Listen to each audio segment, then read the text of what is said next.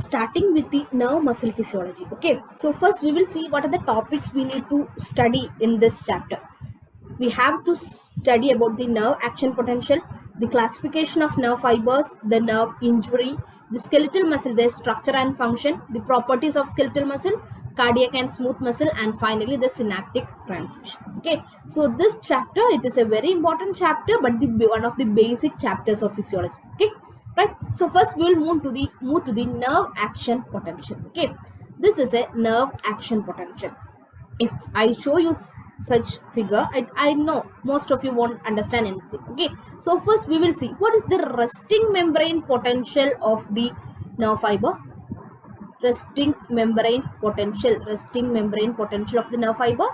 We have seen that it is minus 70 millivolt, and I told you this minus 70 millivolt is due to the diffusion of potassium ions. Okay, it is majorly contributed by the diffusion of potassium ions. Okay, now what happens when I give a stimuli? Okay, when I give a stimuli, initially there will be opening of a few sodium channels. Okay, a few sodium channels will be opened, right? When this few sodium channels get opened, the sodium ion will move into the cell. Okay, sodium will move into the cell. Now what happens when the positive charge is moving into the cell means what? The potential will change from minus 70 millivolt to, it will change, right? It is only few sodium channels had opened, so few sodium ions will only move into the cell, right? So it will change initially from minus 70 to minus 63 millivolt. Okay, right? When the strength of the stimuli is slowly increasing. Okay, now this change from minus 70 millivolt to minus 55 millivolt. When it reaches the minus 55 millivolt, what happens? This is a critical value. Okay, this minus 55 is a critical value. Why? When the resting membrane potential, okay, when the membrane potential reaches minus 55 millivolt, what happens? Critical number, okay, or large number of sodium channels will open. Okay, large number of sodium channels will open. Okay, and what type of sodium channel? It is the voltage gated sodium channel. Okay, voltage gated sodium channel. Okay, so the voltage gated sodium channels will open, and instantaneously, okay, instantaneously large number of sodium ions, okay, large number of sodium ions will move into the cell, okay, and makes the potential from minus 55 to plus 35. Okay, right? Minus 55 to plus 35. Look here, initially it was at the minus 70 millivolt. Let me change the color. Okay, initially it was at minus 70 millivolt. Can you see here? At minus 70 millivolt, gradually it raised up to gradually it raised up to minus 55 millivolt. At that is the first phase. Okay, first phase. Okay, where there is a generation of, this is phase 1. Can you see here? It is 1 is the phase of local potential. Okay, change in local potential. Okay, so a local potential difference has occurred, right? Now when it reaches minus 55 millivolt, I told you there will be critical number of sodium channels will be opened. That means large number of sodium is going to get into the cell instantaneously, right? So can you see here, there's a rapid change. Okay, rapid change of the potential from minus 55 to plus 35 millivolt, and this is called as overshoot or spike potential. Okay, overshoot or spike potential. It is due to the flow of sodium ions via the voltage gated sodium channels, right? This sodium channel, okay, it is a fast channel. What is meant by fast channel? It opens and closes at the same time. That means the channel will be opened only for a very short period of time. Okay, it is a fast channel. Okay, now I'm going to, right, so we have seen what had happened, right? Now what happens? I told you it's a fast channel. That means it will close easily. Okay, or it will close in the next moment, right? Now what happens? along with the sodium channel were some other channels also which will sense this potential difference. Which is the channel which will sense this potential difference? That is the voltage gated potassium channels. Okay, voltage gated potassium channels. Okay, that the voltage change is sensed by sodium channel as well as the potassium channels, right? So what will be happening? There will be efflux of potassium, influx of sodium and efflux of potassium, right? So this efflux of potassium was not prominent till phase 2. Okay, that was not prominent till phase 2, and this phase 2 is called as what? It is called as depolarization. Okay, depolarization, right? Till this phase 2, the movement of potassium was not prominent. But what happens once the sodium channel closes? The potassium efflux will gains momentum. Okay, they gains momentum. Okay, now the potassium ions will moves out of the cell. Okay, moves out of the cell, right?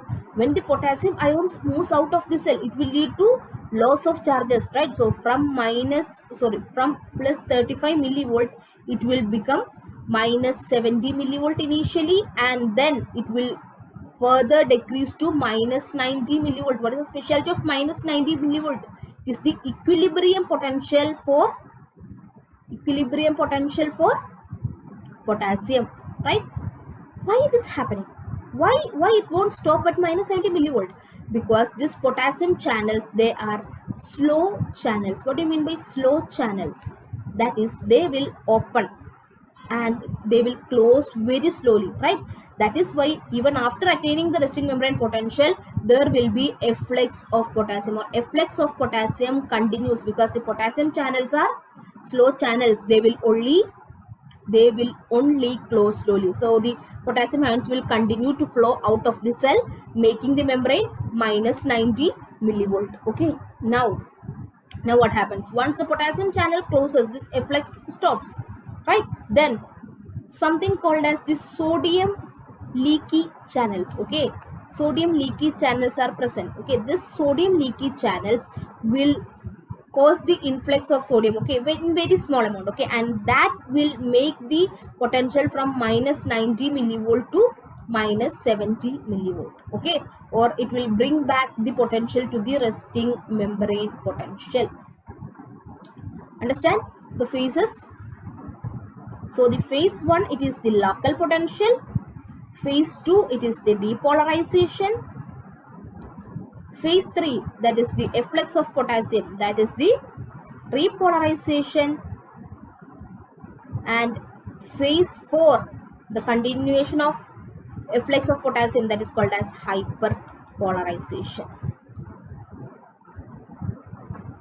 So how this happens? Local potential changes occurs due to sodium influx. Depolarization also sodium influx. Then repolarization, it occurs due to potassium efflux. Hyperpolarization occurs due to potassium efflux. Okay, the channels, it is by voltage gated sodium channels. Okay, voltage gated sodium channels. Okay, depolarization, voltage gated sodium channel.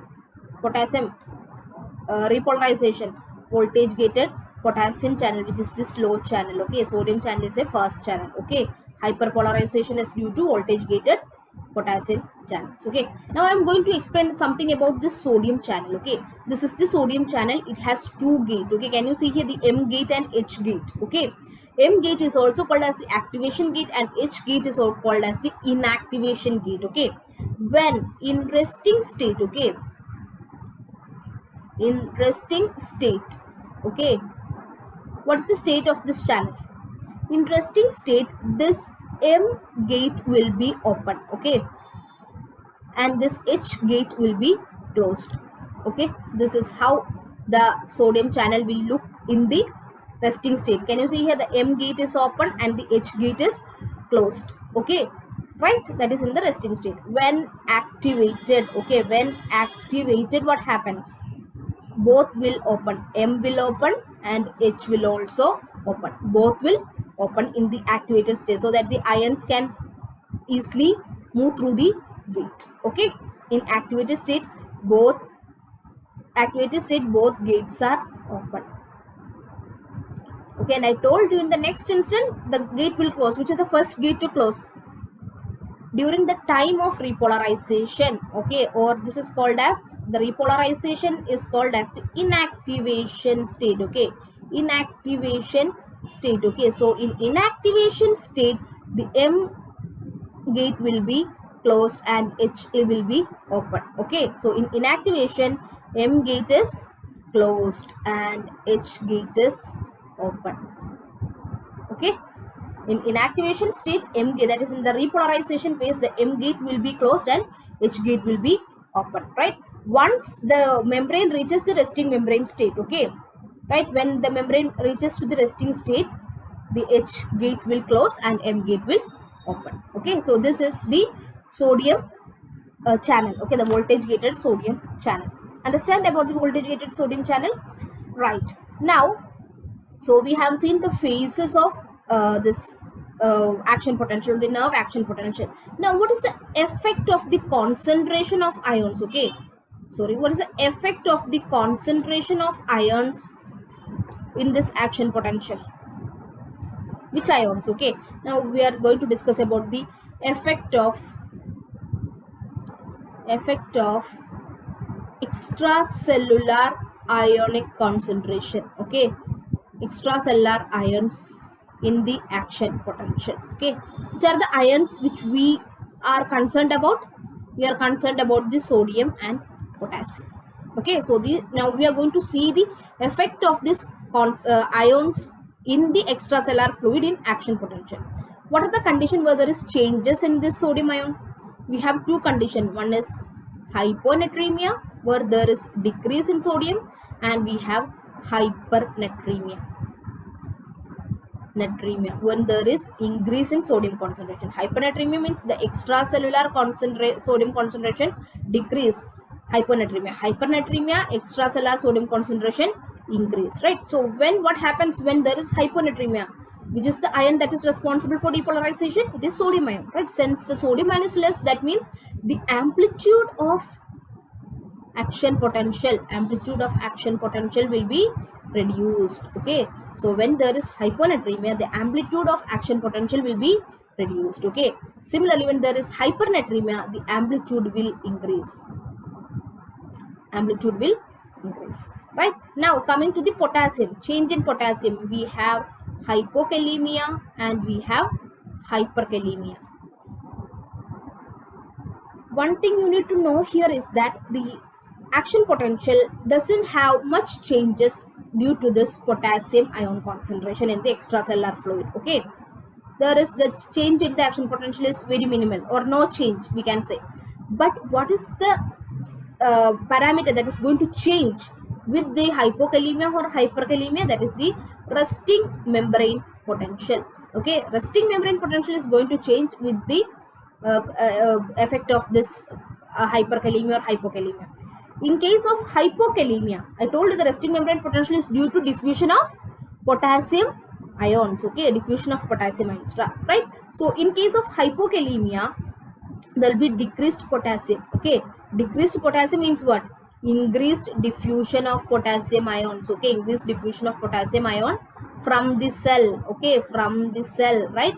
Resulting in the negative charge in the cell will increase. Okay, in decreasing the potential towards the negative side, right? That means the cell become less excitable because of accumulation of the negative charge. Okay, cell become less excitable, right? The cell will be going into an hyperpolarized state. Okay, when the cell goes into an hyperpolarized state, it means it become less excitable, right? In case of hyperkalemia, there is increased extracellular potassium, right? When there is increased extracellular potassium, there will be decreased diffusion, right? Because the concentration gradient is not much different. Okay, so there will be decrease in the diffusion. Decrease in diffusion means that more positive charges will accumulate inside the cell. Okay, that means the potential of the cell will increase. Okay, the cell can be easily excitable. Okay, the cell become more excitable. Okay, so the potassium ion change will result in the changes in the resting membrane potential, whereas the sodium ion changes will result in changes in the action potential. Understand the effect of ions in action potential and resting membrane potential. Okay, right. Coming to the inhibitors. Okay, inhibitors of action potential. Can you tell me one inhibitor which inhibit everything in the body? Answer is GABA, inhibitory neurotransmitter, right? So this GABA, it inhibits action potential. How? What's the mechanism? This GABA will increase the chloride influx. Okay, chloride is a negative charged ion. So when the chloride influx increase means what? There will be accumulation of the negative charges inside the cell. Negative charges accumulation inside the cell will lead to hyperpolarized state. Hyperpolarized state means what? The action potential cannot be generated. Okay, so the GABA, one method is by chloride influx. Then second method is by increasing the potassium efflux. Okay, when the potassium efflux increase, same thing, positive charges lost from the cell, more negative charges inside the cell, action potential is not generated. Okay, so one inhibitor is GABA. Second one is the local anesthetics. Okay, local anesthetics. What happens when we give local anesthetics? When we give local anesthetic, they will prolong the closure of, okay, they will prolong the closure of the inactivation gate. Okay, inactivation gate, that is the H gate. Okay, so they will prolong the closure of inactivation gate or H gate. What happens if it is prolonged? If it is prolonged, the sodium gate to activate, it will take more time for the sodium channel to get activated. Okay, so the next action potential, generation of the next action potential will be delayed. Okay, right? So that is why local anesthetic is used, or how the local anesthetic will work. That is how the local anesthetic will work. Understand? The GABA and local anesthetics, how they inhibit the action potential. Right, now coming to the refractory period. What is meant by refractory period?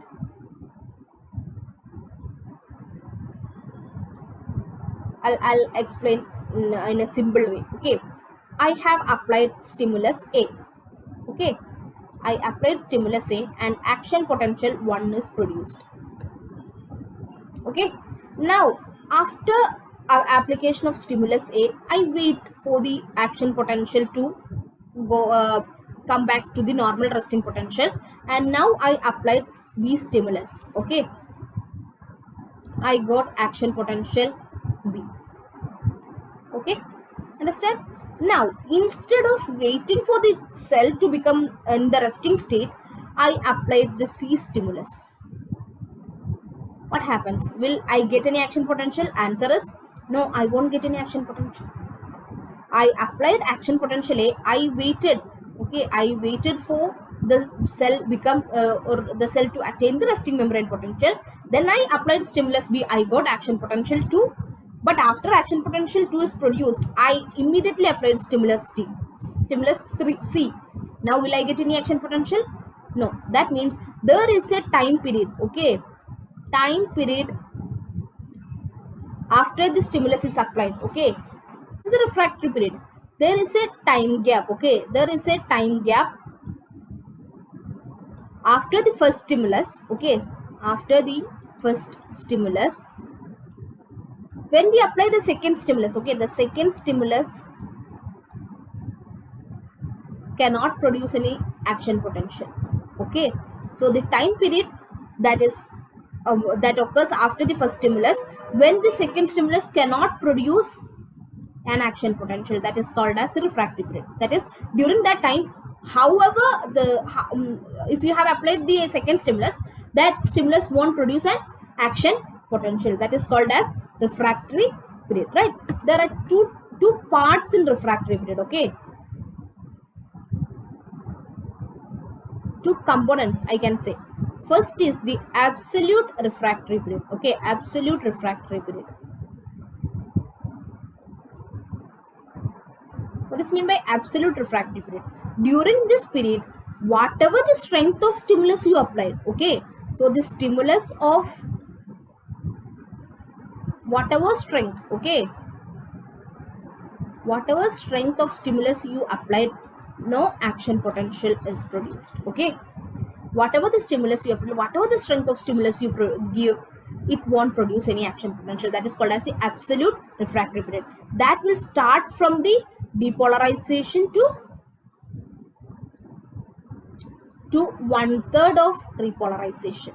Okay, that time period between the depolarization to 1/3 of repolarization is called as the absolute refractory period. Okay, during that period, if you apply any amount of stimulus, it won't produce action potential. Second one is the relative refractory period. Relative refractory period means if you apply increased strength, okay, increased strength of stimulus. If you increase the strength of stimulus, you will get an action potential. This is called as relative refractory period. Understand? Absolute refractory period and relative refractory period. Right. Now what I'm going to do is I'm going to plot, okay, I'm going to plot a graph between the time, okay, and the strength of stimulus. Okay, strength of stimulus. Okay, right? And this is the response I got. Okay, I plot a graph between the strength of stimulus and time. Okay, what is the first point where I get the response? This is the first point where I get a response. Okay, right? So the time taken by the minimal strength of the stimulus to produce a response, okay, that is called as Rho base. Okay, the time taken by the minimal strength, okay, or the minimal amount of stimulus or minimal strength of stimulus to produce a response or to produce action potential, that is called as a Rho base. Okay, now what I'm going to do is I'm going to, if this is the Rho base, now I'm going to double the Rho base. Okay, and I'll see how much time will it take to produce an response. Okay, that time period is called as chronaxy. Understand what is chronaxy? Chronaxy is the time taken by a stimulus which is double the Rho base. Okay, stimulus which is double the Rho base to produce a response. Okay, to produce a response, that is called as chronaxy. What you need to know here is that the chronaxy is inversely proportional to excitability. What is this? Chronaxy is inversely proportional to excitability. That means if the cell which I stimulate take more time to produce a response by giving double Rho base, that means I have to apply more stimulus or I have to give more stimulus for that cell to produce response, right? Understand, if the time taken by that cell to produce the response or to produce a response by double the Rho base, okay, that time is more means what? The cell is less excitable. Okay, I can't excite the cell easily. I can't excite it. It will take more time to produce response. That is mean by less excitable. Okay, so the chronaxy is more means what? The cell is less excitable, right? So the ideal most excitable cell, that is the myelinated neurons. Okay, this is the most excitable cell. Okay, they have least chronaxy. Understand? Chronaxy. Okay, right. Now you have to familiar with two. You should be familiar with two terms. One is accommodation. What is meant by accommodation? Here what you are going to do is you are going to apply sub-threshold stimulus. Okay, sub-threshold stimulus. Okay, the stimulus which doesn't have much power to produce a action potential, that is called as sub-threshold stimulus. Okay, so you are repeatedly going to give sub-threshold stimulus to a cell. What happens? After repeated, the cell won't produce action potential even after so many repetitive sub-threshold stimulus. That condition of the cell is called as accommodation. Understand?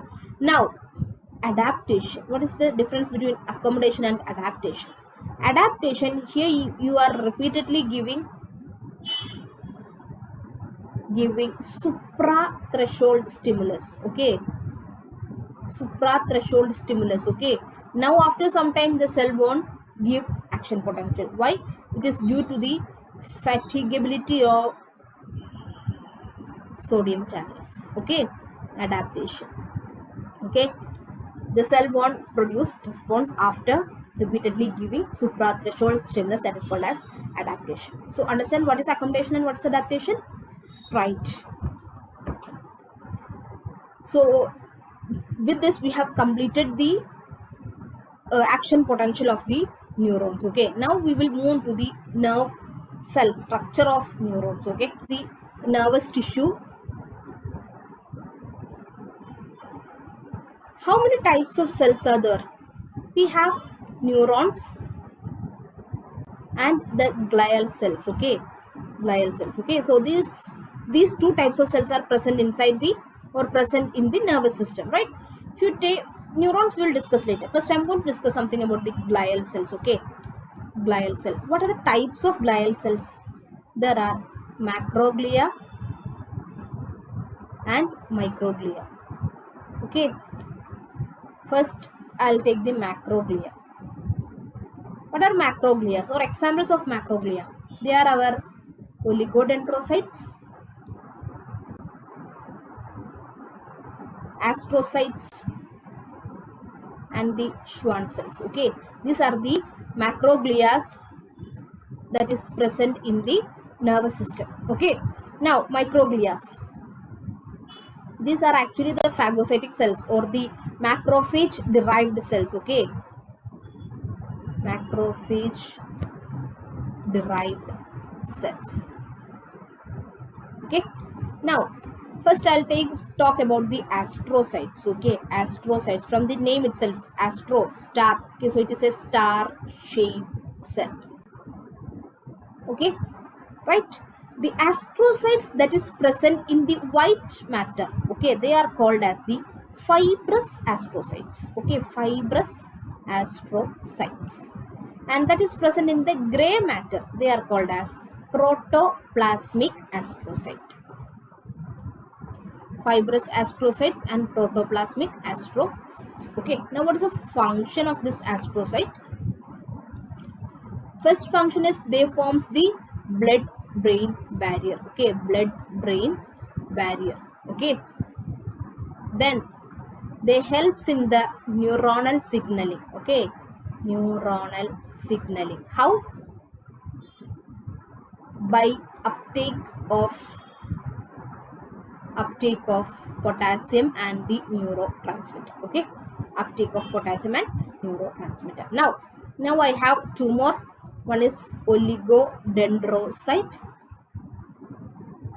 and next is the Schwann cell. Okay, Schwann cell, right? Oligodendrocytes, these are the cells which are responsible for myelination in CNS. Okay, myelination in CNS is the responsibility of oligodendrocytes, and myelination in the peripheral nervous system is the responsibility of Schwann cell. Okay, right? A single oligodendrocyte can myelinate around 20 neurons in the central nervous system. So it is a multi-myelinating cell. Okay, it can, once oligodendrocyte can myelinate 20 neurons in the CNS, whereas in the PNS, okay, it is 1:1, or even one neuron is myelinated by, okay, one neuron is myelinated by 20 Schwann cell. Okay, so the 20 Schwann cell will take, it is 1:1, or 20 Schwann cell will be myelinating one neuron. Okay, the ratio is 20, up to 20:1. Okay, right? So this is about the glial cells. Okay, something I will tell about myelin here. Myelin, it is actually 80% is sphingomyelin and 20% is by the myelin basic protein. Okay, and autoantibodies against this myelin basic protein will lead to multiple sclerosis. Okay, Autoantibodies against the myelin basic protein will lead to something called as demyelination disease. We know that multiple sclerosis is a demyelinating condition. Okay, so this is about the myelin, about the microglia. Now I'm going to the neurons. Okay, this is the structure of neuron and this is the parts of neuron. This you should be knowing, right? The parts of neurons. Okay, neurons have the dendrite, the cell body, the micelle granules, nucleus, axon, hillock. Okay, I'll be discussing only the important ones. Okay, micelle bodies, they are associated with the protein synthesis. Okay, now about the initial segment. This is the initial segment is the point where the action potential arise in case of a motor neuron. Okay, motor neuron, and the first node of Ranvier. Okay, first node of Ranvier is the place from where the action potential arise in sensory neuron. Okay, in sensory neurons, the action potential arise from the first node of Ranvier, and initial segment is the point from where the action potential arise in case of motor neurons. Okay, right? These are the myelin sheath. Okay, every parts neurotransmitters will be released from the terminal end of the synapse. Okay, parts of the neurons Now, what is the importance is the concentration of the sodium channels. Okay, what is this concentration of sodium channels in the initial segment? It is around 200 to 500. Okay, sodium channels will be present in the initial segment. Okay, what about the sodium channels in the first? This is the initial segment. Okay, what about the sodium channels in the first node of Ranvier? It is 2000 to 12,000. Okay, the maximum concentration of the sodium channels is present at the first node of Ranvier or in the nodes of Ranvier. Where is the minimum concentration is in the myelin sheath. Okay, myelin sheath, they have only around 25 sodium channels. Okay, right? So this is about the structure. Okay, now coming to the classifications. Okay, classification of neurons. First, I'll classify the neurons based on number of cell processes. Number of cell processes, the neurons are divided into unipolar, where they have only a single process.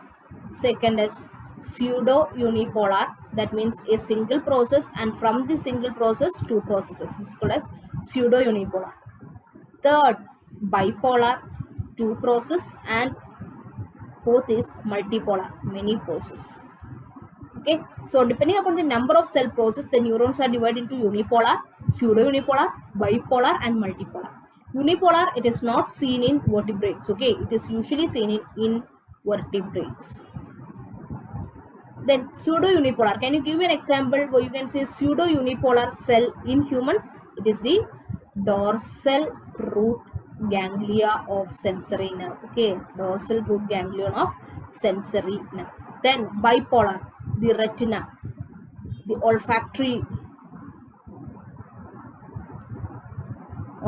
cells. Okay, where you can see the bipolar cells. Multipolar, all the cortex, cerebral cortex, cerebellum, everything. Okay, the spinal cord, the brain, spinal cord, all have this multipolar neurons. Okay, this is about the based on the number of cell process. The second classification is based on the length of axons. Okay, length of axon. First is the Golgi type 1.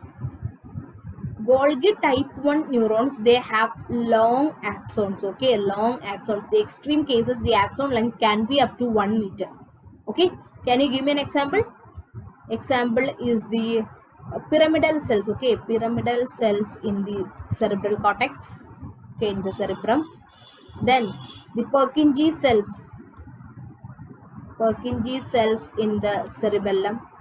Okay, these are the examples. Okay, second is Golgi type 2, where you have short axons. Okay, this is the most of the neurons in the cerebrum and cerebellum are of short axons or Golgi type.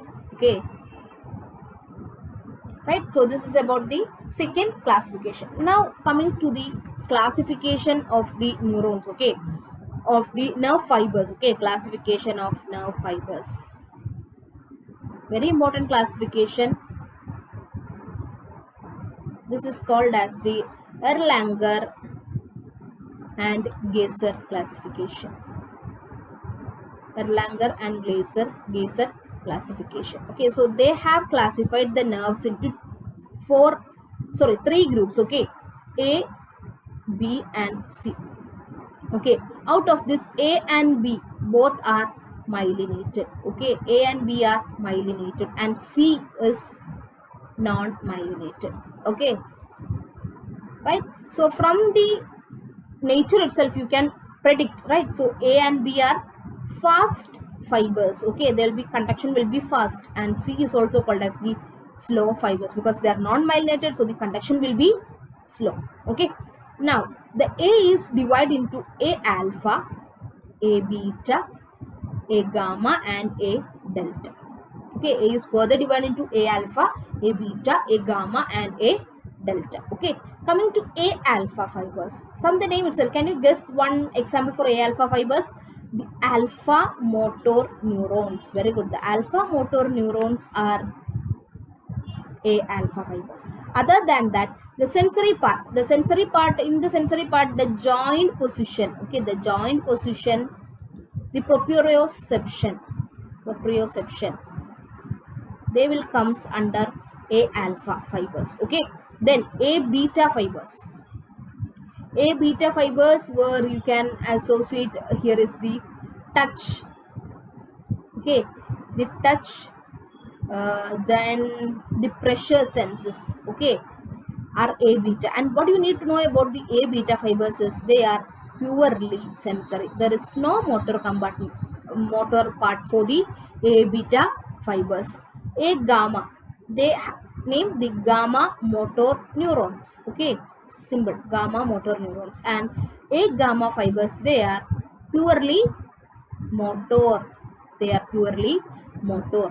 A delta fibers, okay, they are associated with the fast pain. Okay, fast pain means deep pain. Okay, the deep pain or and the temperature. Okay, in case of temperature, they are actually the cold temperature. Okay, fast pain and cold temperature are associated with the A delta fibers. Okay, beta, very easy. Okay, they are the preganglionic part of the autonomic nervous system. The preganglionic part of the autonomic nervous system are B fibers. Okay, C fibers, they includes the postganglionic part of the autonomic nervous system, and along with that they will be carrying the slow pain. Okay, the slow pain and the warm temperature is carried by C fibers. Okay, slow pain and warm temperature is carried by the C fibers. Okay, so the A and B are fast fibers, myelinated, and I told you B is very easy to remember. It contains only the preganglionic fibers of ANS. Understand? Right. Now, one more classification which you need to study here is the Lloyd and Hunt classification. Okay, Lloyd and Hunt classification. And what is the specialty here is this is only for the sensory neurons. Okay, only the sensory neurons. Okay, I'll give an example. It is into class 1, class 2, class 3, class 4. Okay, divided into different classes. Class 1 is again divided into class 1A and 1B. Okay, 1A and 1B. This 1A and 1B will be corresponding to the alpha A. Okay, they will correspond to the alpha A fibers. Okay, 1A and 1B correspond to alpha A fibers. Okay, right. The 2 they will corresponding to A beta fibers. Okay, A beta fiber, that means they are associated with the cutaneous receptors. Okay, cutaneous receptor as well as the pressure receptors. Okay, third class will correspond to the A delta fibers. Okay, A delta fibers, that means they will carry the temperature. Okay, temperature. And the fourth class will correspond to the C fibers. Okay, they will carry the slow wave. Okay, that means I'll give you a clinical correlation here. The opioids. Okay, opioids, they will act on the C fibers. Okay, so that they can reduce the pain, right? The opioids used for pain reduction because they will act on the C fibers. Okay, so these are the two classifications. One is the Erlanger and Geiser classification, and second is the Lloyd and Hunt classification, right? Now coming to the injuries in the neurons. Okay, what are the types of injuries in neuron can come across? One is hypoxia. Okay, what happens when there is hypoxia? Can you tell me which is the nerve fiber that is going to get mostly affected with hypoxia? The B fibers are going to get most affected with hypoxia, right? Followed by A, and lastly the C fibers. Okay, second is by pressure. Pressure, we can say the largest or the thickest ones. Okay, can you tell me which is the thickest one, which is have most myelin? This A fibers. Okay, so pressure is going to affect the A fibers more. Okay, A, B, C, this is the order. Okay, then local anesthetic, I told you local anesthetic is going to affect the C fibers more. Okay, C, then followed by B, followed by A. Okay, so these are the injuries which usually affect to the neurons, right? There are two classification for the neuronal injuries. Okay, so we'll see the classification for the neuronal injuries. Okay, the first classification is called as the Sunderland's classification, and the second classification is the Sedan's classification. Okay, in Sunderland's classification, you can see there are 5 degrees. Okay, 5 degrees of nerve injury, whereas in Sedan classification you have 3 classes. Okay, 3 classes. Okay, so first we will discuss the Sunderland's. Okay, the primary one. Okay, the first one, or the primary, there will be nerve injury in case when there is a mild pressure or hypoxia. Okay, so mild pressure or hypoxia will give rise to primary injury. Okay, secondary injury, when there is a severe pressure or sustained pressure, such type of injury is called as secondary injury. Third or tertiary injury, when there is a single axonal transaction. Okay, single axonal transaction will give rise to tertiary injury. And quaternary or the 4th degree injury, when the nerve fascias are disrupted. Okay, nerve fascias are disrupted. And finally the 5th degree injury, or it is when the nerve trunk is transected. Can you see here in the figure? The third one, when only a single axon is injured. The whole nerve fascicle is injured in case of 4th degree, and in 5th degree whole nerve trunk. Okay, the nerve trunk is totally transected. Okay, if you coming to the Sedan's. Okay, Sedan's, there is neuropraxia. That means which will include the 1st and 2nd degree injuries in case of Sunderland's. Okay, in neuropraxia there is as such there is no injury, but the injury is due to pressure or hypoxia. Okay, so that means the neurons in neuropraxia, right? Okay, in neuropraxia there will be only a physiological conduction block. Okay, physiological conduction block. Okay, the axon is intact, the neuron is intact, the neural sheath, the connective tissue, everything, the Schwann cell, everything is intact. Okay, only physiological conduction block. Okay, it can be due to pressure, hypoxia. Okay, now coming to second class, that is axontomosis. Okay, here this corresponds to the tertiary injury in Sunderland's. Okay, where there is a single axonal transaction. Okay, so here the axon and the myelin are affected. Okay, axon and the myelin is affected. Okay, but the neural sheath, the Schwann cells, the connective tissue, they are intact. Understand? And this the axontomesis, they will show degeneration. Okay, what type of degeneration? Wallerian degeneration. Okay, the third one is neurotomesis. Neurotomesis, where the whole nerve is injured. Okay, the axon is injured, the Schwann cells are injured, the neural sheaths are injured, the connective tissue is injured, right? So all are disrupted. That is called as neurotomesis. And here also there will be Wallerian degeneration. And the prognosis, okay, is very poor, right? We can't say we will get the function of the neuron back or not. Okay, in axontomesis you can get the function is restored, but here it is not sure whether the function is restored or not. Okay, so this is about the neuronal injury, the two classifications, very very important. Okay, now coming to the neuronal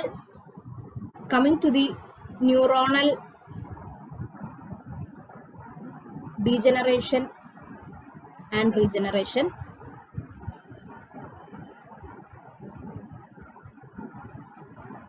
Okay, so these are the events that occur after there is a nerve injury, right? So if you take a neuron, if this is a neuron and an injury has occurred to this neuron at this level, the changes will occur in this segment. This is called as a distal segment. This is called as the proximal segment and the cell body. Okay, so the changes will occur in the distal segment, proximal segment and cell body, right? So the degeneration that will or the changes that occurs in the distal segment is called as the anterograde degeneration, and that degeneration that occurs in the proximal segment is called as the retrograde degeneration. What is important is the anterograde degeneration. That is why we also call it as Wallerian degeneration. Okay, then there will be changes in the cell body, right? So first I am going to discuss about the degeneration. Okay, first one, the anterograde degeneration.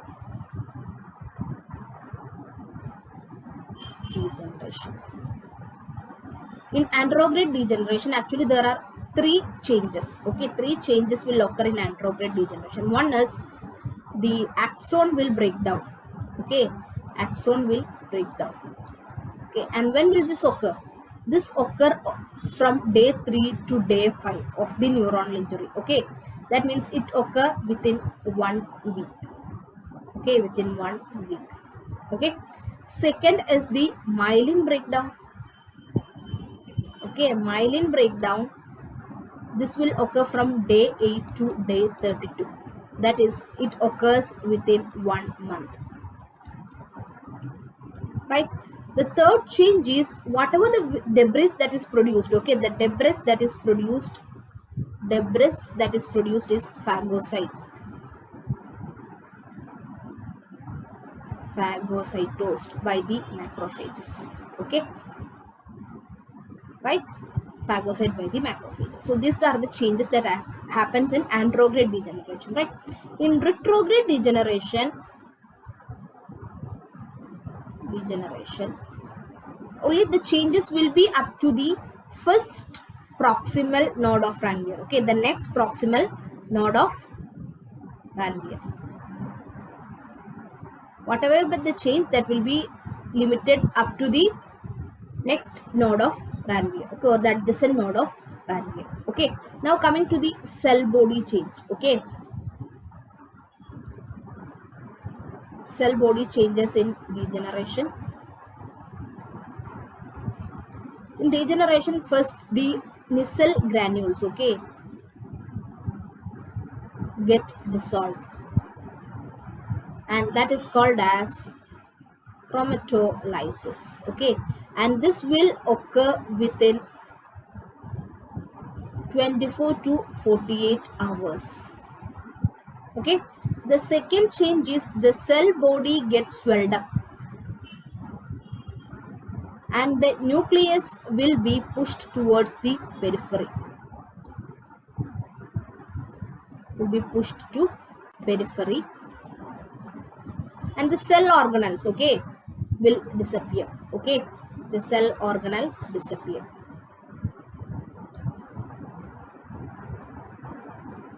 Understand? These are the changes that occur in degeneration, right? Now after degeneration, what happens? Regeneration occurs. Okay, so the regeneration is also in the same order.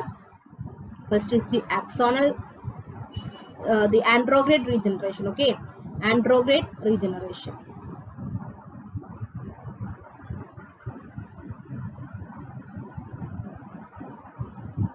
Okay, since all the debris have phagocyte, what we have now, we have is a ghost tube. Okay, ghost, GOST. We have the ghost tube with us,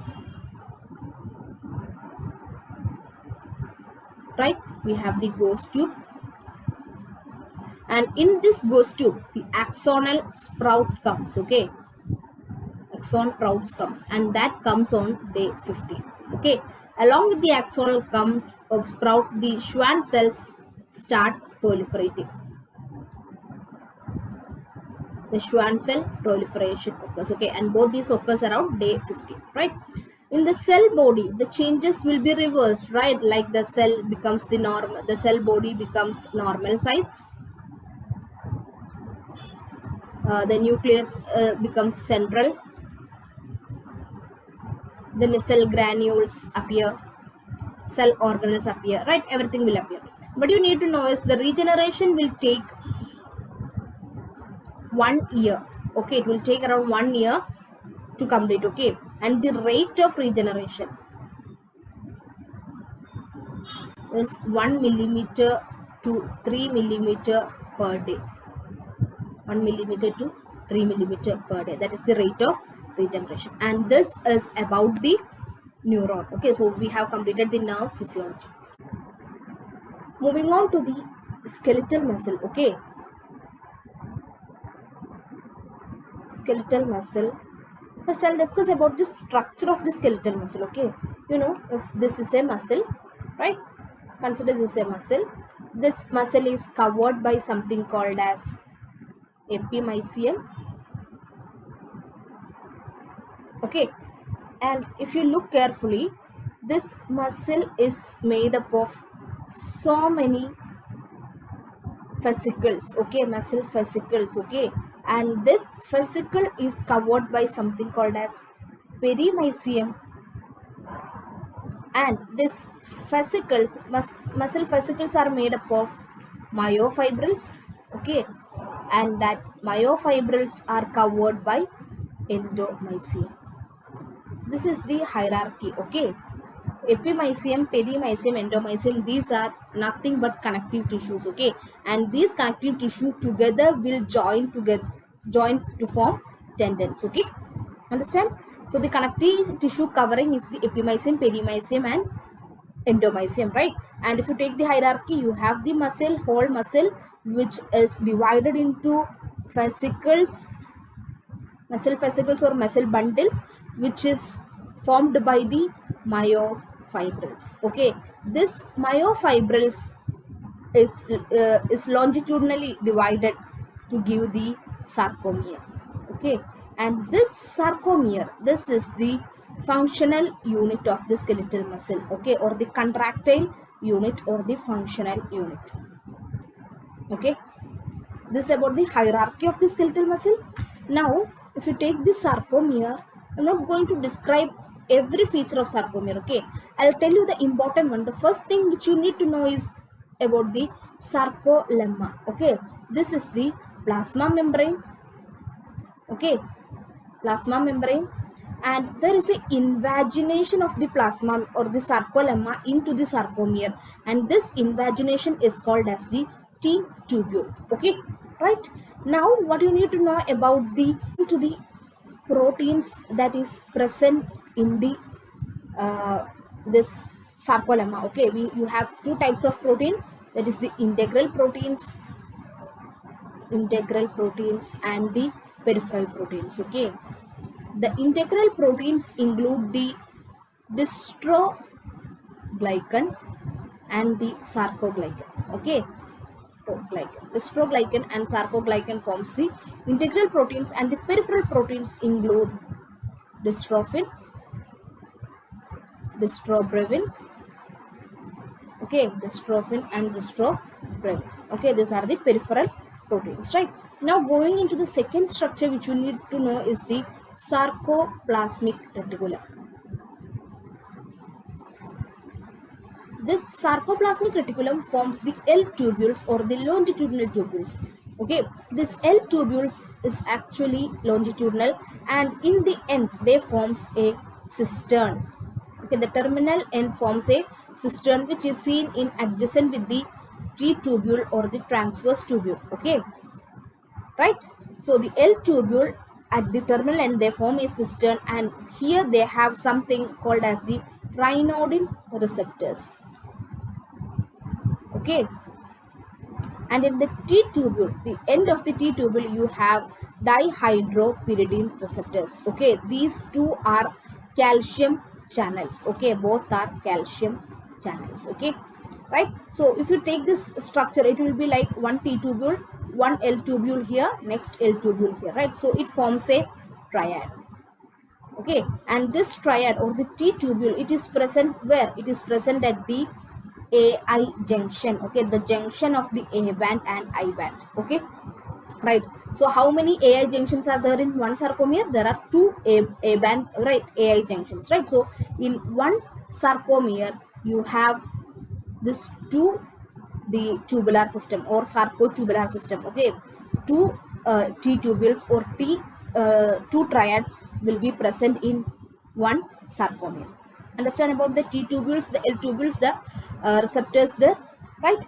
Now moving on to the cytoskeletal elements. Okay, cytoskeletal proteins that is present in the sarcomere. They have the first type of proteins are the contractile proteins. Okay, what are the contractile proteins that is present in the in the sarcomere? One is our myosin, and second one is actin. Okay, first one it is myosin, second one is actin. Now I'm going to speak about the myosin. Okay, the myosin is actually a hexamer. Okay, not perfectly hexamer, it is two trimers joined together to give rise to a hexamer. Okay, right? So this hexamer has two heavy chain. Okay, then two light chains and two regulatory light chain.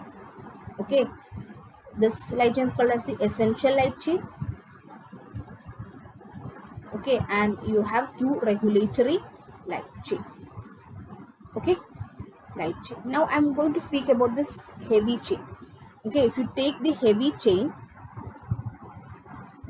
chain has a globular head, a neck and a tail. Okay, this is the head, this is the neck and a tail. Okay, right? So this two hexamers will be like this. Okay, there will be the tail ends will coiled around each other. Okay, so if you take a single globular head, it has one ATP binding site. Okay, then it has one actin binding site. Then it has two sides. Okay, one side for one light chain to bind. Okay, one essential light chain and one side for one regulatory light chain. Okay, so it has four sides, one ATP binding site, one actin binding site, then two sides for the light chains to bind. Okay, this is about the structure of myosin. Now coming to actin. Actin actually it is a polymer of two filaments. Okay, and this single filament is called as the actin filament or filamentous actin. Okay, right? F, or it is called as F actin. Okay, and this F actin is formed by the polymerization of globular actins called as G actin. Okay, so the G actin will polymerize together to give rise to F actin or filamentous actin. And I told you there are two chains of the actin. Okay, which forms a helix. Okay, this is about the contractile proteins. Okay, now moving on to the regulatory proteins. Regulatory proteins are also two in number. One is the tropomyosin. Okay. Second is the troponin. Okay. Now first speaking about the tropomyosin, it extends along the entire length of actin. Okay, it extends along the entire length of the actin. And what does this do? This will mask, okay, this will mask the myosin binding site of the actin. Okay, this will mask the myosin binding site of the actin, this tropomyosin. Okay, then coming to the troponin, there are three classes of troponin. One is troponin I. Okay, this will inhibit the actin myosin interaction. Okay, which will inhibit actin myosin interaction, I4I. Then you have troponin C, where it have 4 calcium binding site, and troponin T, which will binds with the tropomyosin. Okay, binds with tropomyosin. Okay, this is about the regulatory protein, two regulatory protein, tropomyosin and troponin, right? The regulatory proteins or tropomyosin plus troponin plus actin. Okay, these three together will forms the thin filament. Okay, whereas the thick filament is formed by myosin. Okay, this three together forms a thin filament, and thick filament is formed by myosin, right? So this is about the regulatory protein. Now coming to the anchoring proteins. Okay, anchoring proteins. I'm not going to discuss about all the anchoring proteins, but the important ones. The first one is titin. Okay, what's this titin will do? It connects M line to Z line. M line is what is present in the center of the centromere, and Z line is what is present at the end of the centromere sarcomere. Okay, so the titin is something that is extend from M line to the Z line. Okay, and this is the largest protein in the human body. Okay, largest protein in human body. Okay, and this protein is responsible for maintaining elasticity. Okay, for maintaining elasticity. Okay, understand about the titin? The second one is the nebulin. Okay, the nebulin is something which connects tip of the actin to the Z line. Okay, that means it extends the whole thin filament. Okay, it extends the whole length of thin filament, and it helps in regulating length of thin filament. Okay, helps in regulating the length of thin filament. Okay, the third one is the myomesin. Okay, myomesin, MM. It connect myosin to the M line. Okay, it connect myosin or the thick filament to the M line. Fourth one is the dystrophin. Okay, which is a protein which connects the F actin or the filamentous actin to the plasma membrane. Okay, what in the plasma membrane? To the dystroglycan or the sarcoglycan, sarcoglycan complex. Okay, in the plasma membrane. Okay, dystroglycan or sarcoglycan complex in the plasma membrane, that is dystrophin, that is the anchoring protein. What happens if there is mutation in the gene that codes for dystrophin? Okay, if the mutation will lead to complete absence of dystrophin. Okay, complete absence of dystrophin, we get a condition called as Duchenne muscular dystrophy. Okay, right? It is a muscle weakness that occurs due to mutation resulting in complete absence of dystrophin, right? What happens if there is incomplete absence? The mutation is there, but that resulting in incomplete absence of dystrophin, that will lead to Becker's muscular dystrophy. Okay, there will be incomplete absence of uh, dystrophin. Okay, then what is the some mutation that will lead to problems in the sarcoglycan, that will lead to limb girdle dystrophy? Okay, that will lead to limb girdle dystrophy. Okay, understand the clinical conditions that is related with the dystrophin. Okay, so this is about the anchoring proteins. Okay, one thing which I need to tell you is about the desmin, which we have already studied. Desmin is a intermediate filament, that is specific for the sarcomere, right? That is why it is a tumor marker of sarcomas, and it is specific for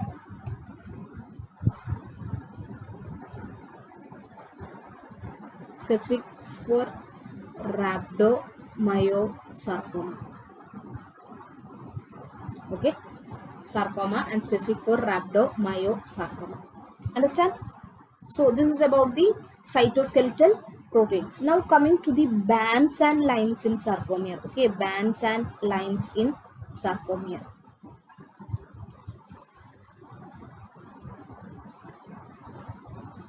Have A band.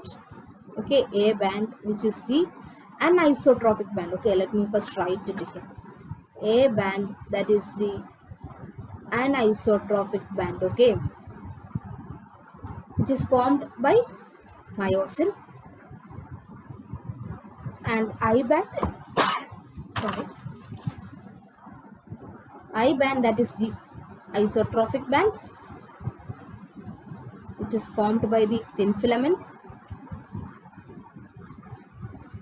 Then you have the H zone, that is this zone that is between the it is present in the center of the sarcomere, where no overlapping of thick and thin filament. Okay, no overlapping of thick and thin filament. Okay, then you have a pseudo H zone. Okay, it is near the M line. Okay, where there is no myosin head. Okay, no myosin head. No myosin head means no cross bridges. Okay, then you have two lines. One is Z line, two lines.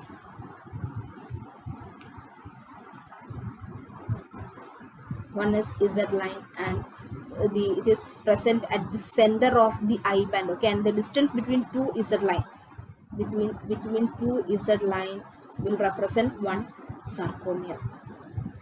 Okay, similarly you have M line, which connects the H zone. Okay, which connects the different thick filaments. Okay, or which passes through the H zone. Okay, right? So this is these are the bands and lines in the sarcomere. Now we'll see each one. So this is the Z line. Okay, which is present between the or at the middle of the I band. Okay, an isotrophic band, and the space that is between two Z line will represent what? It will represent one sarcomere, right? Now this is the, which is this is the thin filament. Okay, and this is the thick filament. Okay, the violet color is the thick filament, and the green color represents the thin filament. Okay, thin filament and thick filament. Okay, can you see? Right, now I'll okay, this is the M line. Okay, I told you this is the H zone. Okay, that is seen between the two green structures, that is the H zone, where there is no overlapping of thin and thick filaments. Okay, can you see on side of the M line there is some space, and that is called as the pseudo H zone. Okay, that is where between the in the H zone adjacent to the M line. You can see a space which is lighter in color, that is a pseudo H zone, where there is no cross bridges occur because there is no myosin head. Okay, right. So this is the myosin. That can you see here, myosin? This is the myosin which has two globular heads.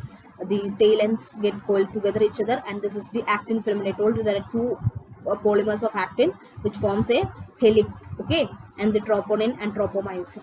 Okay, so this is about the bands and lines. Okay, now what happens when the sarcomere contracts? The most important question: what happens when the sarcomere contracts, or what happens in muscle contraction? What happens? Can you tell me? First, the Z lines become closer. Okay, the Z lines, they come closer, right? What happened to the M line? M line become more prominent. Okay, more prominent. Now coming to the bands, I band, they will reduce in size. Okay, reduce in size. Okay, because the overlapping occurs, I band will reduce in size. Okay, what about the A band? A band, remember, there won't be any change in the A band. Look, the A band is extending from here to here. Even though overlapping occurs, even though complete overlapping occurs, does the A band is going to change? Answer is no, the A band is not going to change. Okay, right? So the A band will remain unchanged. Okay, A band unchanged in contraction. What about the H zone? The H zone may decrease or even disappear if there is complete overlapping. Okay, if the I band get completely overlapped over the A band, not I band, the thin filament get completely overlapped over the thick filament, the H zone may get disappear. Okay, now moving on to the excitation contraction coupling. Okay, what do you know by excitation contraction coupling?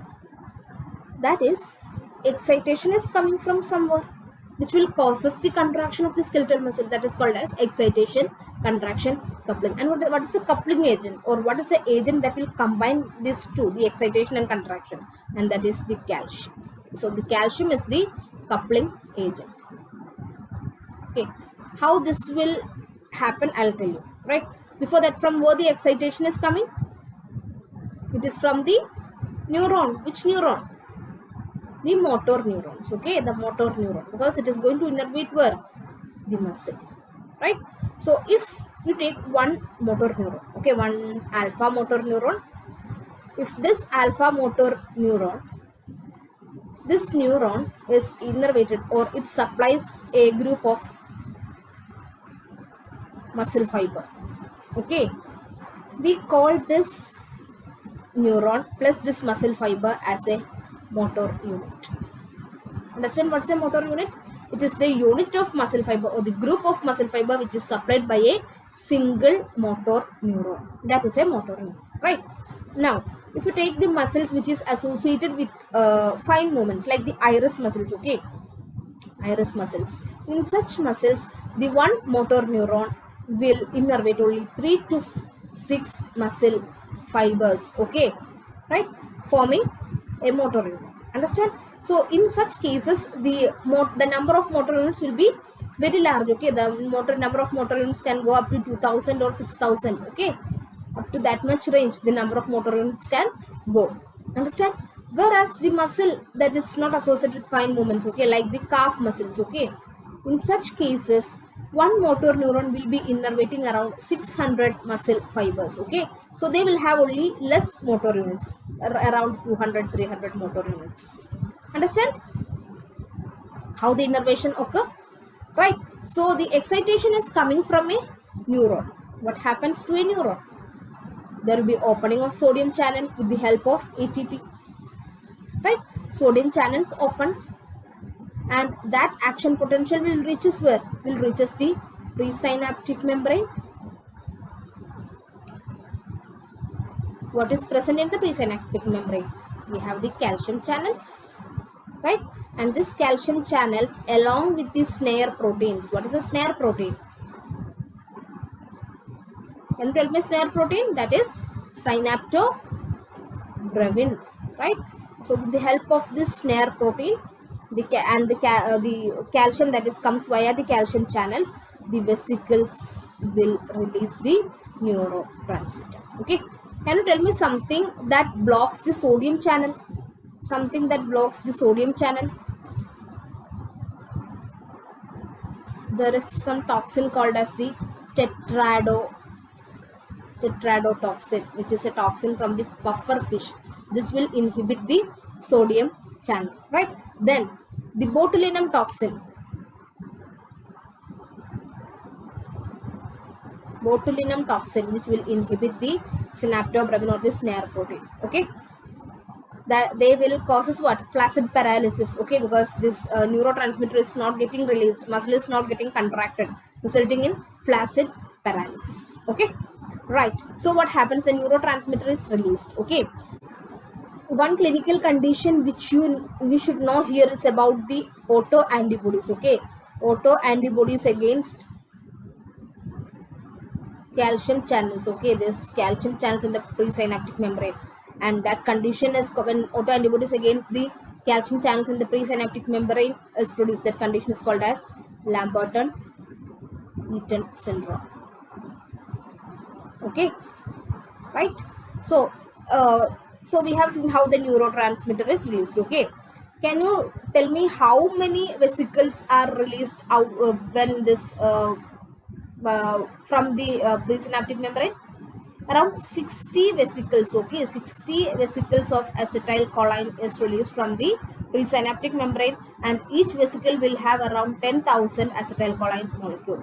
Okay, right. So if you look, this is like this. Okay, action potential is coming, calcium channel opens, this calcium will enters into the presynaptic membrane. Okay, and with the help of snare protein, the vesicle is bind with the plasma membrane of the presynaptic membrane, and the neurotransmitter is released. Okay, and we have what type of channel?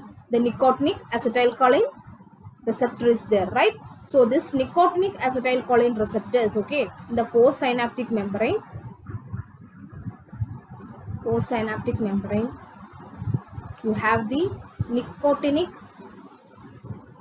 acetylcholine receptor. Okay, which is a sodium channel, right? So this sodium will enters into the sarcolemma, right? Via the, it enters into the sarcomere via the sarcolemma. Okay, and causes potential changes. Okay, or potential difference. Okay, the membrane potential will change, right? So when the membrane potential changes, what happens? When the membrane potential changes, what is there? You have the voltage gated calcium channel. Okay, voltage gated calcium channel, right? So this voltage gated calcium, that is the dihydropyridine channel in the T tubule. Okay, this will get stimulated initially, followed by the stimulation of the which channel? The ryanodine receptors. Okay, ryanodine receptors in the L tubule or the sarcoplasmic reticulum. Okay, understand? Sarcoplasmic reticulum. One thing which you need to know about the autoantibodies against this nicotinic acetylcholine receptors. Okay, and that condition is called as myasthenia gravis. Okay, myasthenia gravis. Okay, what is the difference between this Lambert-Eaton and myasthenia gravis?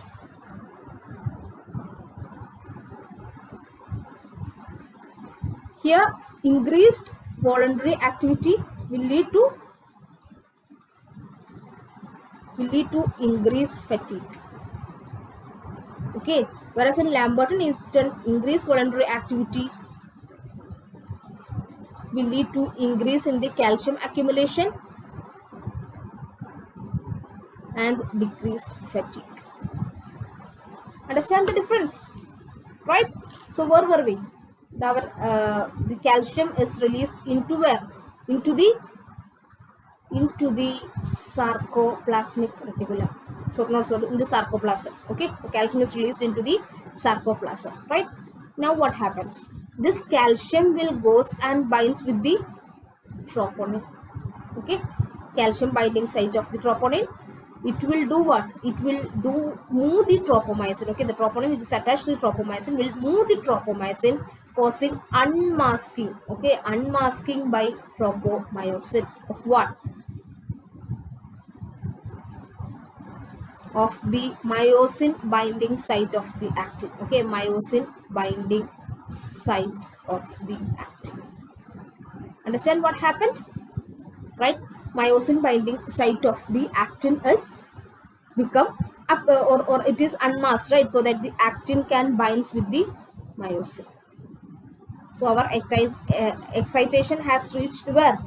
Has reached the muscle. Okay, now the contraction part. Okay, and the contraction part is explained. This is how what happens. Okay, can you see here?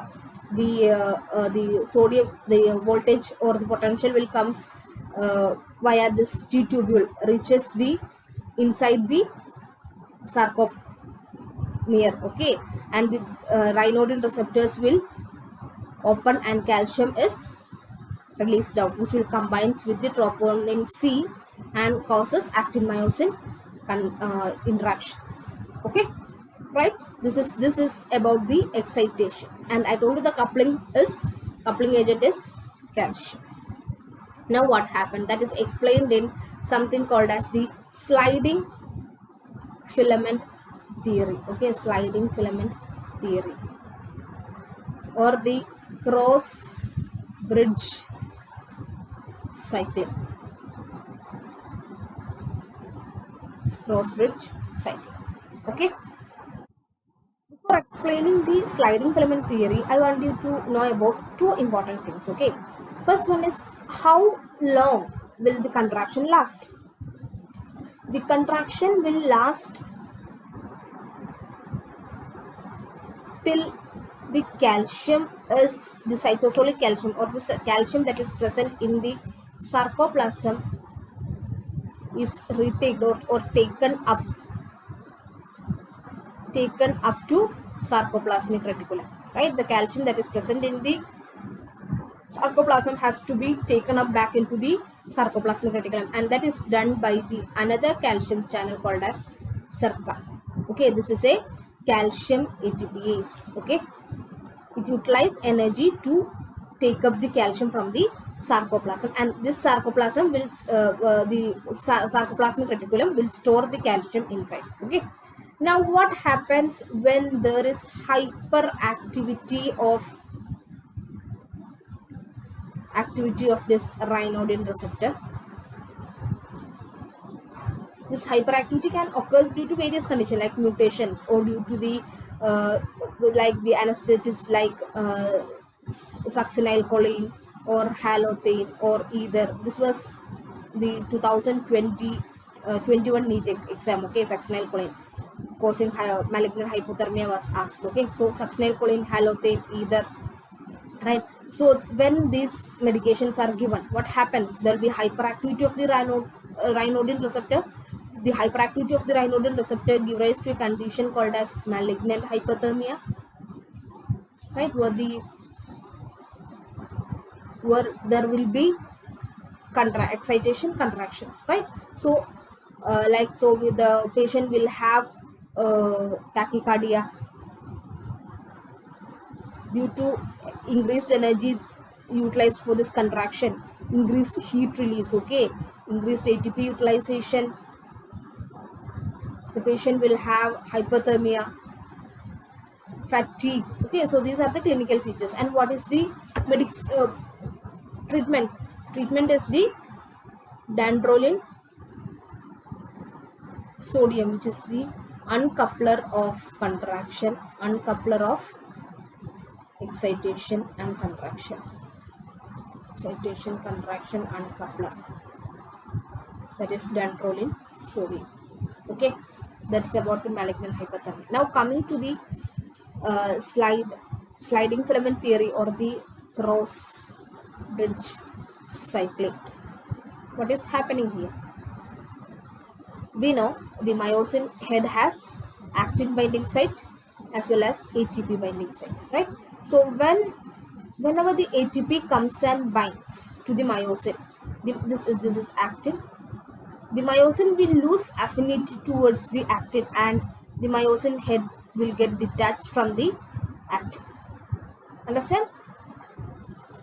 That is the first step. Okay, when ATP comes and binds with the actin, myosin head, the myosin head will lose the affinity towards the actin and get detached from the actin. Okay, now what happens to this ATP? This ATP then will hydrolyze to form ADP and phosphate. Okay, when this hydrolysis occur, the myosin head that is aligned at 45 degree will realign to 90 degree. Okay, will realign to 90 degree. Understand? The myosin head, which was initially aligned at 45 degree, now realigned to 90 degree. What happens when it realigns to 90 degree? When it realigns to 90 degree, it will come and attach to the next actin molecule. Okay, next actin molecule, right? Now this ADP and phosphorus is released out. Okay, this ADP and phosphorus will released out. This will again cause the myosin head to go to the 45 degree position. So when this is called as power stroke. Okay, power stroke. Okay, so when it goes back to the 45 degree position, what happens? The actin filament will be pushed to the center of the centromere or towards the M line. Okay, center or towards the M line. Okay, the actin filament will be pushed towards the center of the centromere or towards the M line. Okay, and this combination, the actin myosin interaction will be present till when?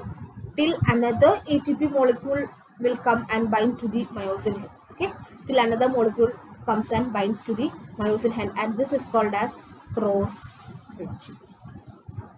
Okay, or this cycle will repeat. That's called as cross bridge cycle.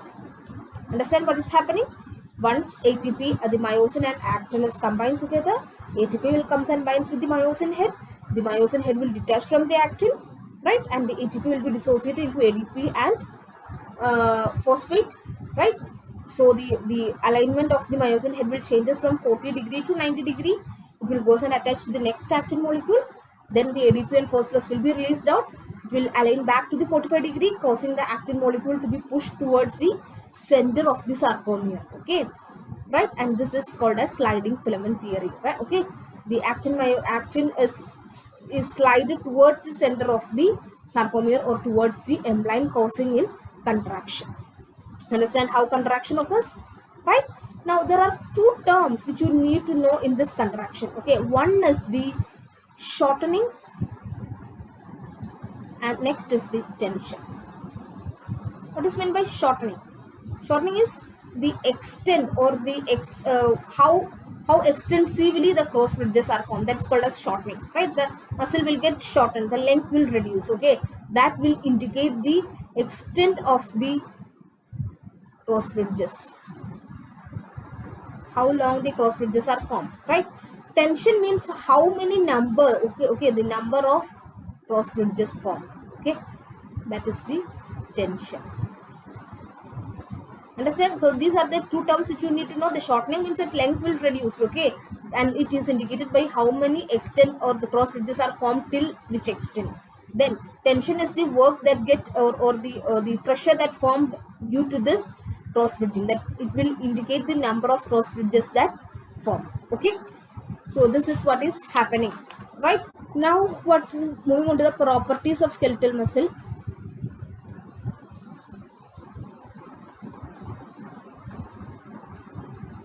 The first property which I will need to tell you about, the length tension relation. Okay, in case of skeletal muscle, there is a length tension relation is there, and that is explained by the Frank Starling law. That is, when the initial length of the muscle increases, the tension developed in them will also increase. Okay, the tension developed in the muscle will increase when the initial length is increased. Okay, more in initial length, more tension. Okay, that is what it means. If there is more initial length, more will be the tension developed. Okay.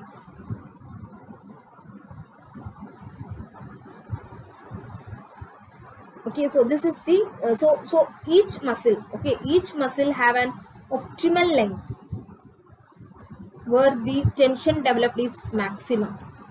Okay, and that will always be equal to the resting length of the muscle. Okay, resting length of the muscle. Understand about the length tension relationship? The optimal length will always be equal to the resting length of the muscle. Okay, one length which I need to know here is the equilibrium length. What do you mean by equilibrium length? It is the length of the muscle in isolation. Okay, length of the muscle in isolation. That is, if you take a muscle, cut it both ends, and if you check the length of the muscle, that is the equilibrium length. Okay, and always remember that the equilibrium length is less than the resting length. Resting length is the length at which the maximum tension is developed. Okay, that is the first property, that is the length tension relationship. So this graph explains the tension that developed in a muscle fiber, okay, or sarcomere according to the length of the sarcomere. Can you tell me where will be the minimum tension? Minimum tension, can you see here, the minimum tension is at D. Why it is minimum at D? Because at D there is no cross bridges. Okay, no cross bridges because the thin filament and thick filament, they are far apart. Okay, now coming to B and C. Look here, B and C. B and C is around 2 micrometer. 2 micrometer is the optimal length for the sarcomere or the skeletal muscle, right? What happens in B and C? Can you see here? Here the maximum cross bridges. Okay, maximum cross bridges and maximum tension.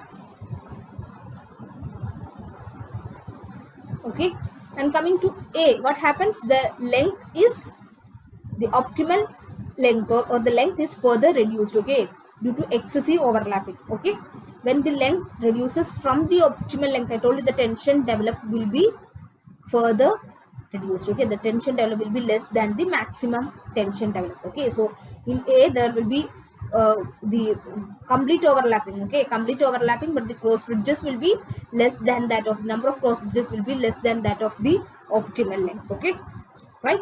So here this B and C gives the optimal length, that is around 2 micrometer in case of skeletal muscle. That all, and we know the Frank-Starling law state that the optimal length is the length where the maximum tension is developed.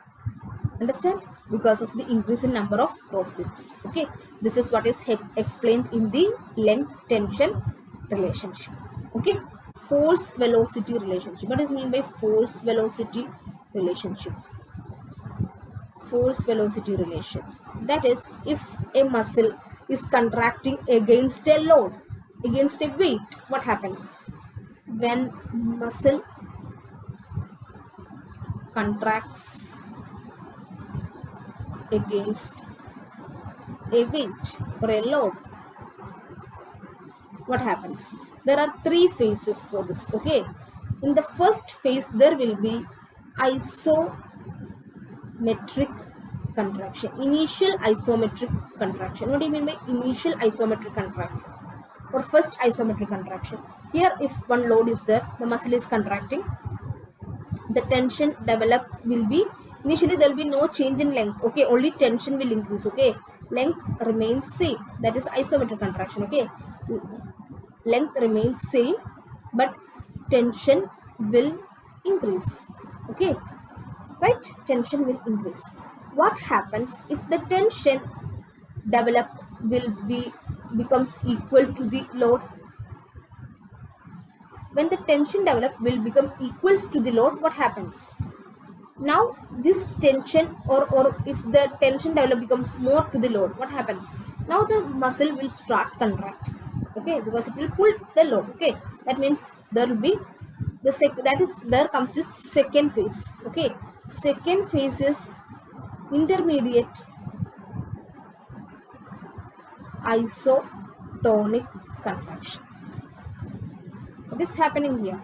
Here the tension becomes more than the load. Okay, now the tension is same, tension remains same, but the length reduces. Okay, length reduces. It means it will pull the load towards muscle. Okay, the length reduces. Okay, that's called as isotonic, intermediate isotonic contraction. Okay, now the third stage, when the length reduces, what happens? Length reduces means the muscle has gone from the resting length or the optimal length to decreased length. When such happens, when the length changes, the tension will reduce. Okay, the tension will reduce till where? Till the load becomes more than the tension. Understand? That is called as late or the terminal isometric contraction. Understand what happens in the last state? In the last state, due to intermediate isotonic contraction, the tone had the tension will start reducing. Understand? After the intermediate isotonic contraction, because the length had reduced from the optimal length. Okay, the tension will start reducing. Okay, tension will start reducing. Okay, till where? Till the tension becomes equal to the load. Okay, this is what is happening when we apply or when a muscle is going to contract against a load or a force. Understand? Three phases: isometric contraction, intermediate isotonic contraction, and terminal isometric contraction. Okay, what is isometric contraction? You know, the isometric contraction means the metric, that length is same. Okay, there is only increase in tone. When the muscle start contracting, the length remains same, but the tone increases. That is called as isometric contraction. Isotonic contraction means here the tone remains same, but the length will reduce. That is, a shortening happens, but the tone is same. That's called as isotonic contraction. Okay, right. Now I want you to know about the energetics of muscle contraction. What do you mean by energetics of muscle contraction? Where the muscle gets this energy? The initial 2 to 3 seconds. Okay, initial 2 to 3 seconds, the muscle uses the ATP storage. Okay, they uses the ATP storage in that. Okay, for the next 10 seconds, there will be immediate production and utilization of the ATP, but with the help of creatine phosphate. Okay, with the help of creatine phosphate. Okay, then for the first 1 to 2 seconds, 2 minutes, okay, or 2 to 3 minutes, the muscle will go for anaerobic glycolysis. That is the lactic acid glycogen cycle, right? Then for if the muscle has to use energy for hours, it has to go for oxidative phosphorylation. Okay, this is about the energetics of the muscle contraction. Okay, we were discussing about the muscle contraction, right? So if I give a stimulus, okay, I give a stimulus, I got a contraction, muscle contraction, right? What happens if I increase the frequency of stimulus? The contractions will get added up, finally giving a sustained contraction. That is called as the tetany.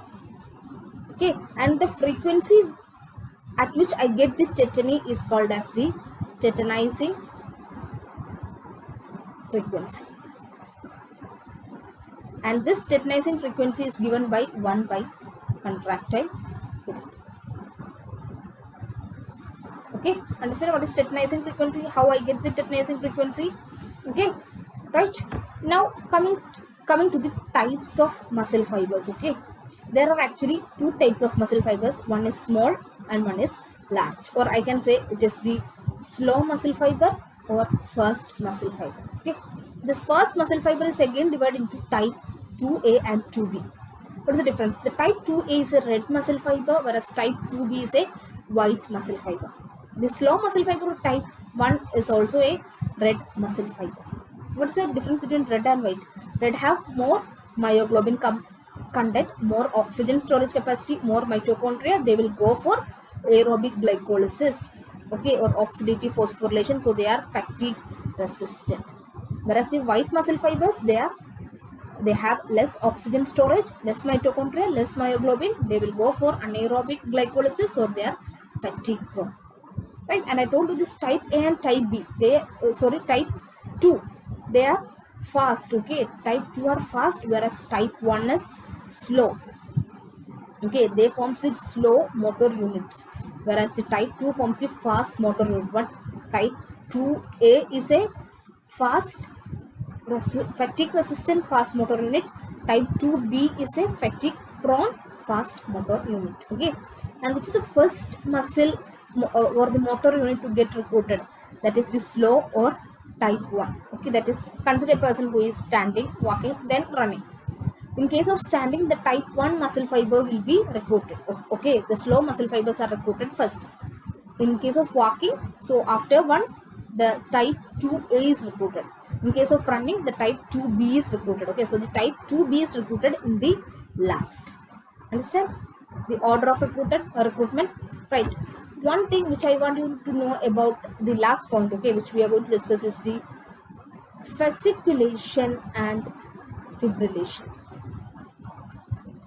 What do you mean by fasciculation and fibrillation? Both these phenomena are occurred following a nerve injury. Okay, if the motor nerve is injured, which is supplied to the motor unit is injured, within 1 to 2 days you can see fasciculations. What is this fasciculation? The whole muscle fascicle will undergo spontaneous contraction. Okay, spontaneous contraction. Since the whole muscle is undergoing spontaneous contraction, it is visible. Okay, that is called as fasciculation, which occurs within few days of the nerve injury. Second is fibrillation. Okay, this occurs if a single myofibril is undergoing repeat contractions. Okay, the single myofibril is undergoing rhythmic contraction, that is called as fibrillation. Okay, and it's seen after few weeks of nerve injury. Understand the difference between fasciculation? Here is symbol or muscle fascicle. Whole muscle fascicle is undergoing spontaneous contraction. In fibrillation, or single myofibril. Okay, so it is not grossly visible. Understand, the fibrillation is not grossly visible. Okay, so with this we have completed the skeletal muscle. Okay, thank you everyone. So in the next class we will be discussing the smooth muscle, cardiac muscle and the synapse. Okay.